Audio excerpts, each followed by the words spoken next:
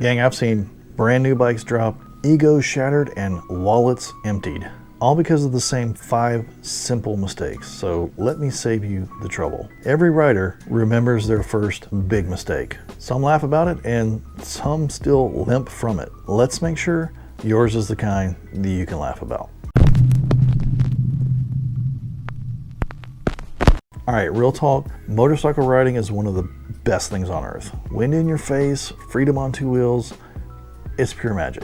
But here's the part nobody ever tells you. Most new riders make the same handful of mistakes. And a few of those, they can wreck your ride, your confidence, or worse.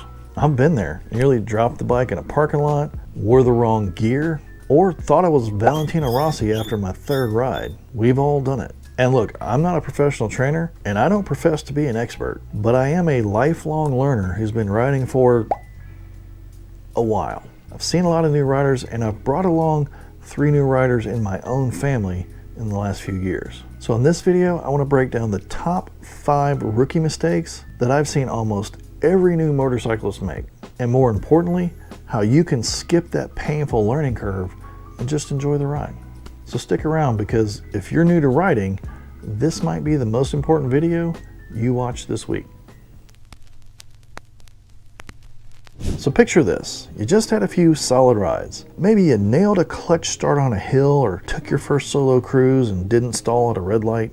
You're feeling unstoppable. You think, hey, this isn't so hard. I could probably take on that curvy mountain road everyone keeps talking about. That right there is the trap. That, my friend, is how new riders end up on YouTube compilations with titles like Motorcycle Fails number 329. Most new riders fall into this false sense of confidence in the first couple of weeks. It's not your fault. Your progress feels real, and it is. But what's happening is something psychologists call the Dunning-Kruger effect. Basically, when you learn a little bit of something new, your confidence spikes way ahead of your ability, because you don't know what you don't know. And on a motorcycle, that gap between confidence and skill can be really dangerous. Let me tell you a story. Not too long ago, we all went up to do Tail of the Dragon. And while we stopped off at Deals Gap Motorcycle Resort, because that's the jumping off point everyone stops at, my relatively new riding sons met a guy in the restaurant who had been riding for, get this, 3 whole days. He had just bought a brand new sport bike, a 1000cc monster, a frickin' leader bike, and he was heading to Tail of the Dragon solo. For those who don't know, that's 318 curves in 11 miles. Is that a lot? Yes. And considered the most challenging motorcycle road in the United States. So they're both talking about being kind of anxious to do the Dragon. My son, who's also still kind of newish after only about 1 year riding at this point, and I hear my son ask, have you practiced emergency braking? And the guy's like, no, but I'll figure it out on the road. How about countersteering? Dude's like, what is that? And that's the moment I knew that this dude was about to have a very educational and probably expensive day. He might just be the next contributor to the Tree of Shame. This is the Tree of Shame. It ain't no badge of honor, and you sure as hell don't want to be its prize. There's only one way to leave your legacy on the Tree of Shame.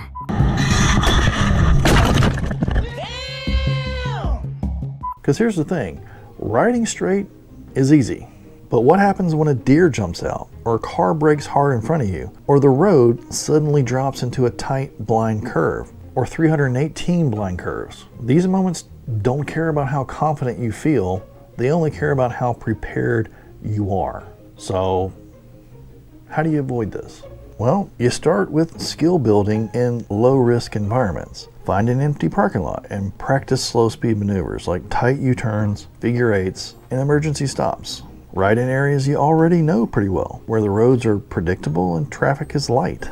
And join a local riding group that welcomes beginners. They'll often teach you more in 1 weekend than you'd learn in a whole month solo. And if you want to get nerdy in a good way, take a look at advanced riding techniques like countersteering and trail braking early on, but only once you've got the basics down cold. The goal here isn't to scare you, it's to help you build real confidence that matches your actual skill. Because once those 2 things line up, that's when riding becomes not just fun, but freeing. And trust me, it's way more satisfying to grow into your bike than to try and survive it. Ah yes, the classic excuse of, I'm just going down the street, I don't need all that gear. You ever notice how people that crash without gear on always say, I never thought it would happen to me? Well yeah, nobody thinks it's gonna happen. That's the whole point of protective gear. It's there for the crashes you weren't planning for. Most new riders skip gear for a few common reasons. They think they won't crash, and spoiler alert, you will at some point. They don't want to look uncool, but trust me, the mummy wrap look from Road Rash is way worse. Or it's too hot, too expensive, or just inconvenient. Look, I get it. I've ridden in 100-degree heat, and the last thing I want to do in those circumstances is put on a leather jacket. But I've also seen what asphalt does to skin at 30 miles an hour. It's not a good trade-off. And there are some good alternatives out there like mesh riding shirts. If you want to learn more about those, you can check out our video about that right here. But reality check here, let's do some quick math. If you crash at 30 miles per hour and slide across the pavement, that's like dragging your skin across a giant belt sander. Sound fun? Yeah, I didn't think so. And helmets? A full face helmet isn't just for big crashes. Even at low speeds, a simple tip over can send you chin first into the pavement. Without a full face helmet, that's dentist bills for months. Easy to avoid if you follow ATGAT, which means all the gear, all the time. You want a DOT or ECE certified full face helmet. Trust me, your jaw will thank you. For jackets and pants, you want abrasion resistant gear with CE rated armor at the impact points. Like we said, mesh shirts work well here too. And your hands and ankles are usually the first things to hit the ground in a crash. Make sure you protect them. Bonus tip, if you think your gear is uncomfortable, you're wearing the wrong stuff. Try on gear before you buy it. A well-fitted jacket or mesh shirt is way better than a hospital gown. Long story short, your skin looks better on your body, so gear up. You ever see a new rider trying to do a slow speed U-turn and suddenly it looks like their bike weighs 1,000 pounds? Yeah, we've all been there. At high speeds, your bike is self-stabilizing. The wheels act like spinning tops, keeping you upright. But at slow speeds, that force isn't there to help, and suddenly you feel like you're wrestling a mechanical bull. Here's a fun experiment. Try riding your bike across a parking lot at 5 miles an hour without dragging your feet. If that sounds terrifying to you, congratulations, we found a weakness in your riding skills. But the good news is you can avoid this mistake by mastering 3 techniques. One is the friction zone. Your clutch isn't an on-off switch. You gotta find that sweet spot where the power is just engaging and use it to smoothly control your speed.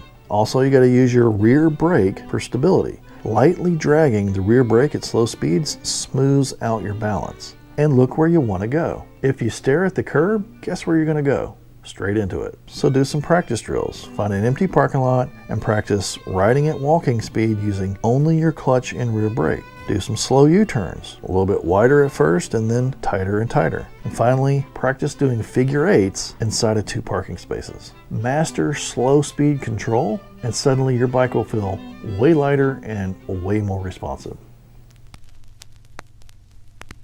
If I had $1 for every time a driver almost took me out because they didn't see me, I'd have enough cash to buy a whole fleet of motorcycles. Maybe even enough to put gas in my truck. But let's not get crazy here. Most motorcycle crashes aren't the rider's fault. They happen because a driver didn't see the bike or wasn't paying attention. And here are the biggest offenders. Number 1, left turning cars. You're coming straight, they're turning left, they look, but they don't see you. Next thing you know, you're a hood ornament. Then there's lane changers. Drivers do not check their blind spots, and guess what? You're in it. And distracted drivers are everywhere. Texting, eating, applying mascara, shaving, playing Candy Crush. I've seen it all. This is due to a phenomenon called motion camouflage. Our brains are wired to spot big, fast-moving objects like SUVs and semi-trucks. But a small motorcycle moving in a straight line, yeah, it blends right into the background. We're basically chameleons on wheels. Except we don't get cool color changing ability. Just because you think you're visible does not mean that drivers are actually seeing you. Have you ever made eye contact with a driver and they still pull out right in front of you?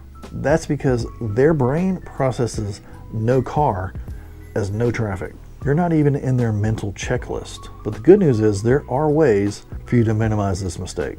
Make yourself impossible to ignore by using good lane positioning. Ride in a spot where cars can see you in their mirrors, not in their blind spots. And move around for visibility. If a car's waiting to turn left, wiggle your handlebar slightly. That little motion catches their eye better than any steady movement. And tap your brakes. If a car is creeping forward, flashing your brake light alerts them before they roll right over you. Bonus tip, if you think a car might turn in front of you, they probably will. Cover your brakes and be ready. Ride like you are invisible, but make sure they see you anyway. You ever see a bike broken down on the side of the road and think to yourself, man, that sucks? Well, chances are good that that wasn't just mechanical failure, it was probably due to bad maintenance.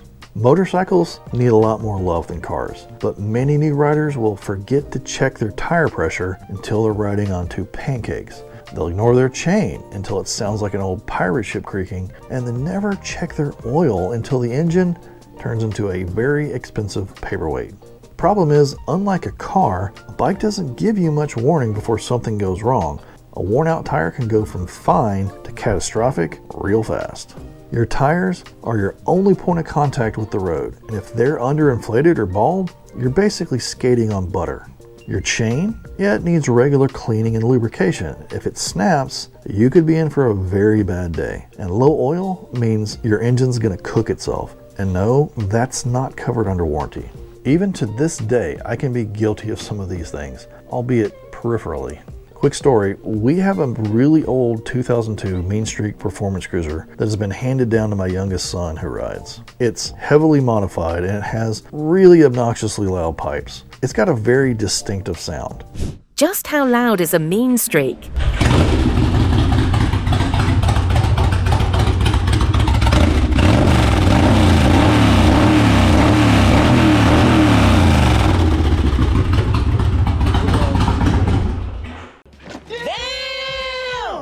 That hurt my ears. I redlined the bike. Ow.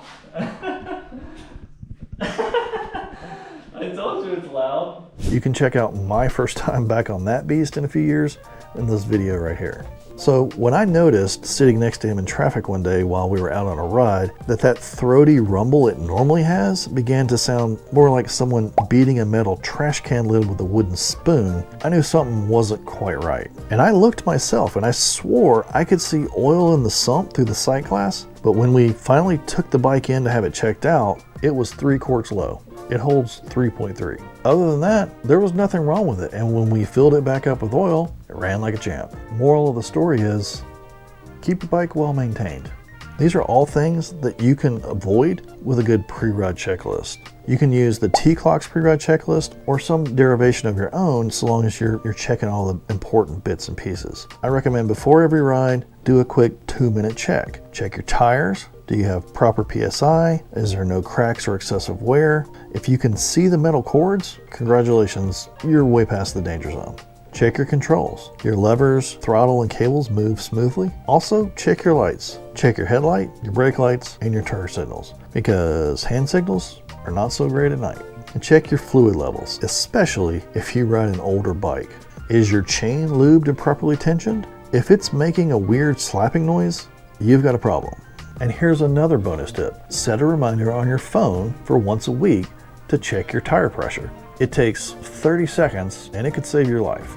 Alternatively, you could get an always-on Bluetooth TPMS, and checking your pressure is as easy as unlocking your phone. And if you want to know more about that, you can check out our video on that as well. Taking care of your bike means your bike is going to take care of you. Ignore it and you might find yourself walking home instead of riding.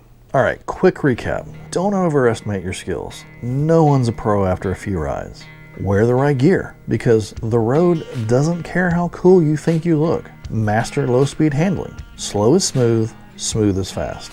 Make yourself visible, because cars don't look for bikes. And lastly, maintain your bike, unless you like surprise breakdowns. Every new rider makes mistakes. It's part of the learning process, but now you know better.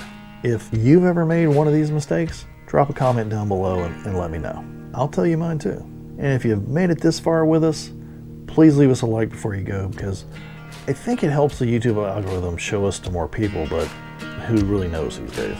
In the meantime, we'll keep bringing you along for our rides, and until then, we'll see you in the next one.